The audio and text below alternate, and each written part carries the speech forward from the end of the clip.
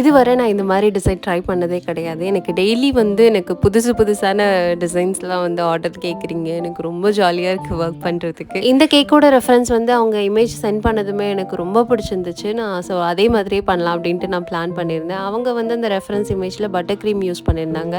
நான் வந்து whipping cream use பண்றேன் அப்படின்றதுனால கலர் மட்டும் நான் வந்து பட்டர் கிரீம் மாதிரி நான் வந்து சேஞ்ச் பண்ணிக்கிட்டேன். நார்மலா பேக்கிங்கே வந்து ஒரு தெரப்பி மாதிரி தான். அதுவும் இல்லாம இந்த கலர்ஸோட வந்து இன்னும் ப்ளே பண்ணும்போது இன்னும் கொஞ்சம் நல்லா ரிலீவ்டாக இருக்குது மைண்டுக்கு. இந்த டிசைனை நான் கம்ப்ளீட் பண்ணுறத விட இதோட ப்ரிப்ரேஷன் டைம் தான் எனக்கு ரொம்ப ஜாஸ்தியாக தேவைப்பட்டுச்சு. பிகாஸ் மல்டி கலர் அப்படின்றதுனால நான் எல்லா கலர்ஸையுமே வந்து தனியாக ஃபஸ்ட்டு மிக்ஸ் பண்ணி வச்சுக்கிட்டேன்.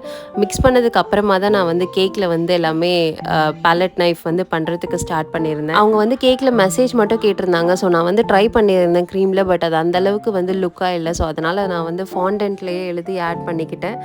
ஃபைனலாக கேக் வந்து இந்த மாதிரி தான் இருந்துச்சு.